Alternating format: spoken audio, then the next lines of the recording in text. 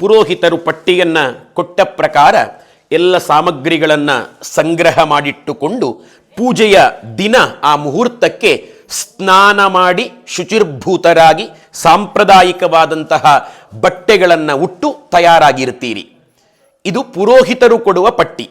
ಆದರೆ ಭಗವಂತ ಹೇಳಿದ್ದಾನೆ ಭಗವದ್ಗೀತೆಯಲ್ಲಿ ಪೂಜೆ ಮಾಡುವವನು ಹೇಗಿರಬೇಕು ಅಂತ.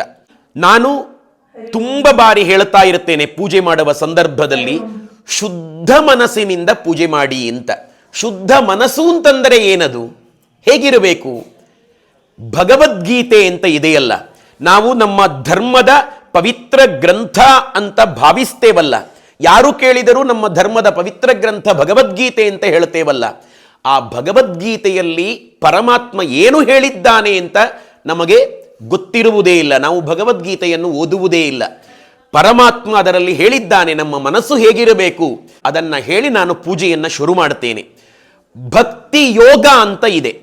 ಆ ಭಕ್ತಿ ಯೋಗದಲ್ಲಿ ಭಕ್ತನ ಮನಸ್ಸಿನ ಲಕ್ಷಣಗಳು ಏನು ಅಂತ ಹೇಳಿ ಪರಮಾತ್ಮ ಹೇಳಿದ್ದಾನೆ. ಪರಮಾತ್ಮ ಹೇಳಿದ್ದು ನಮಗೆ ಮಹತ್ವಪೂರ್ಣವಾದ ಸಂಗತಿ. ಇನ್ನು ಯಾರೂ ನಮಗೆ ಹೇಳಬೇಕಾಗಿಲ್ಲ. ಪರಮಾತ್ಮನೇ ಹೇಳಿದ ಮೇಲೆ ಅದನ್ನು ಶರಣಾಗತ ಭಾವದಿಂದ ಒಪ್ಪುವುದು ಮಾತ್ರ ಕೆಲಸ. ಯಾಕೆ ಅಂತಂದರೆ ಅದನ್ನು ಹೇಳಿದವನು ಭಗವಂತ ಅಂತ. ಅವನು ಹೇಳಿದ್ದಾನೆ ಅದ್ವೇಷ್ಟ ಸರ್ವಭೂತಾನಾಂ. ಈ ಶ್ಲೋಕ ಭಗವದ್ಗೀತೆಯಲ್ಲಿ ಬರುತ್ತದೆ. ಅದ್ವೇಷ್ಟ ಸರ್ವಭೂತಾನಾಂ ಮೈತ್ರಃ ಕರುಣ ಏವಚ ನಿರ್ಮಮೋ ನಿರಹಂಕಾರ ಸಮದುಃಖ ಸುಖ ಕ್ಷಮಿ. ಅಂದ್ರೆ ಅದ್ವೇಷ್ಟ ಸರ್ವಭೂತಾನಾಂ, ಅರದ್ದಾದರೂ ಮೇಲೆ ದ್ವೇಷ ನಮ್ಮ ಹೃದಯದಲ್ಲಿ ಕುದೀತಾ ಇದೆ ಅಂತಂದರೆ ಪರಮಾತ್ಮನಿಗೆ ನಮ್ಮ ಪೂಜೆ ಇಷ್ಟವಾಗುವುದಿಲ್ಲಂತೆ. ಇದು ಭಗವದ್ಗೀತೆ ಹೇಳಿದ್ದು, ನಾನು ಹೇಳಿದ್ದಲ್ಲ, ಬೇರೆ ಯಾವ ಮನುಷ್ಯರು ಹೇಳಿದ್ದಲ್ಲ, ಪರಮಾತ್ಮ ಹೇಳಿದ್ದು. ದ್ವೇಷ ಬುದ್ಧಿ ಇರಬಾರದು. ಮೈತ್ರ, ಅದರ ಬದಲಾಗಿ ಎಲ್ಲರನ್ನೂ ಮಿತ್ರಭಾವದಿಂದ ಪರಸ್ಪರ ಈ ಜಗತ್ತಿನಲ್ಲಿ ಸಹಕಾರ ಕೊಟ್ಟುಕೊಂಡು ಬದುಕುವ ಮನಸ್ಸು ಇರಬೇಕು. ಮೈತ್ರ ಕರುಣ ಏವಚ. ಸೋತವನನ್ನ ಕಂಡಾಗ ನಮ್ಮ ಹೃದಯದಲ್ಲಿ ಅಯ್ಯೋ ಪಾಪ ಅನ್ನುವ ಕರುಣೆ ಉತ್ಪತ್ತಿ ಆಗುವುದಿಲ್ಲ ಅಂತಂದರೆ ಪೂಜೆ ಮಾಡುವುದಕ್ಕೆ ನಮಗೆ ಅರ್ಹತೆ ಇಲ್ಲ. ನಾವು ಭಕ್ತ ಅಂತ ಅನಿಸಿಕೊಳ್ಳುವುದಕ್ಕೆ ಸಾಧ್ಯ ಇಲ್ಲ. ಇದೂ ಕೂಡ ಭಗವದ್ಗೀತೆಯಲ್ಲಿ ಹೇಳಿದ ಸಂಗತಿ.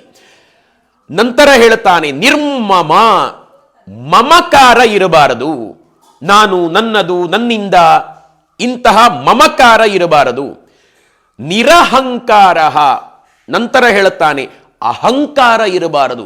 ನಾನೇ ಮಾಡಿದ್ದು, ನಾನು ಮಾಡದೇ ಇದ್ದರೆ ಪೂಜೆ ನಡೆಯುವುದಿಲ್ಲ, ಈ ಮನೆ ಕಟ್ಟಿದ್ದು ನಾನು, ಈ ಊರಿನ ದೇವಸ್ಥಾನ ನಡೆಸುವುದು ನಾನು, ನಾನಿಲ್ಲದಿದ್ದರೆ ಯಾವುದೂ ಸಾಧ್ಯ ಇಲ್ಲ ಅಂತ ಹೇಳುವ ಅಹಂಕಾರ ಇರುತ್ತದಲ್ಲ, ಆ ಅಹಂಕಾರವೂ ಕೂಡ ಇರಬಾರದು. ಎಲ್ಲವೂ ಪರಮಾತ್ಮನ ಇಚ್ಛೆಯ ಹಾಗೆ ನಡೀತಾ ಇದೆ. ಇವತ್ತು ಇಲ್ಲೊಂದು ಪೂಜೆ ನಡೀತಾ ಇದೆ ಅಂತಂದರೆ ನಾವು ಕಾರಣ ಅಲ್ಲ, ನಾವು ಸಂಪಾದನೆ ಮಾಡಿದ ದುಡ್ಡು ಕಾರಣ ಅಲ್ಲ, ಪರಮಾತ್ಮನ ಇಚ್ಛೆ ಕಾರಣ ಅಂತ ಹೇಳುವ ಒಂದು ವಿನಮ್ರ ಭಾವ ಇರಬೇಕು. ಅದು ಅಹಂಕಾರದ ನಾಶಕ್ಕೆ ಇರುವಂಥ ಭಾವನೆ. ನಿರಹಂಕಾರ ಸಮದುಃಖ ಸುಖ. ಇನ್ನೊಬ್ಬರ ಸುಖ ಮತ್ತು ದುಃಖಗಳಲ್ಲಿ ನಾವು ಭಾಗಿಗಳಾಗಬೇಕು ಅಂತ ಭಗವದ್ಗೀತೆಯಲ್ಲಿ ಶ್ರೀಧರ ಸ್ವಾಮಿಗಳು ಅರ್ಥ ಬರೆದಿದ್ದಾರೆ ಈ ವಾಕ್ಯಕ್ಕೆ. ಸಮದುಃಖ ಸುಖ ಕ್ಷಮಿ. ಯಾರಾದರೂ ನಮ್ಮ ಮನಸ್ಸಿಗೆ ನೋವು ಉಂಟು ಮಾಡಿದ್ದರೆ ಅವರನ್ನು ಕ್ಷಮಿಸುವ ಗುಣ ಬೇಕು. ಹೀಗೆ ಭಕ್ತಿಯೋಗದಲ್ಲಿ ತುಂಬ ವಿಷಯಗಳನ್ನು ಪರಮಾತ್ಮ ಹೇಳಿದ್ದಾನೆ. ಸಾಧ್ಯವಾದಾಗ ನೀವು ಓದಿಕೊಳ್ಳಿ. ಅದನ್ನು ನಾವು ಬದುಕಿನಲ್ಲಿ ಪಾಲನೆ ಮಾಡಿದಾಗ ಮಾತ್ರ ಆ ಪರಮಾತ್ಮ ನಮ್ಮ ಬದುಕನ್ನು ಇಷ್ಟಪಡುವುದಕ್ಕೆ ಸಾಧ್ಯ. ಆಗ ನಾವು ಮಾಡುವ ಪೂಜೆ ದೇವರು ಇಷ್ಟಪಡುವುದಕ್ಕೆ ಸಾಧ್ಯ. ನಾವು ನಿಜವಾಗಿಯೂ ದೇವರನ್ನು ಪೂಜೆ ಮಾಡುವುದು ಹೌದಾಗಿದ್ದರೆ ಕೆಟ್ಟದ್ದೆಲ್ಲ ನಮ್ಮ ಮನಸ್ಸಿನಿಂದ ಹೊರಟು ಹೋಗ್ತದೆ. ಕೆಟ್ಟದ್ದು ನಮಗೆ ಮನಸ್ಸಿನಲ್ಲಿ ಇಟ್ಟುಕೊಳ್ಳುವುದಕ್ಕೆ ಸಾಧ್ಯವೇ ಆಗುವುದಿಲ್ಲ. ಹಾಗಿರಬೇಕು. ಉಳಿದ ಹೂವು, ಹಣ್ಣು ಹಂಪಲು, ಗಂಧ, ತೆಂಗಿನಕಾಯಿಗಳು ಇದೆಲ್ಲ ನಂತರದ ಸಂಗತಿ. ಮೊದಲು ಇರಬೇಕಾದದ್ದು ಭಗವದ್ಗೀತೆಯಲ್ಲಿ ಹೇಳಿದ ಈ ಸಂಗತಿ. ಹೀಗಿದ್ದರೆ ಮಾತ್ರ ನಮ್ಮ ಮನಸ್ಸು ಸ್ವಚ್ಛ ಇದೆ ಅಂತ ಲೆಕ್ಕ. ಸ್ವಚ್ಛ ಮನಸ್ಸು ಇಟ್ಟುಕೊಂಡವರು ಮಾಡುವ ಪೂಜೆಯನ್ನು ಪರಮಾತ್ಮ ಖಂಡಿತವಾಗಿಯೂ ಸ್ವೀಕಾರ ಮಾಡುತ್ತಾನೆ.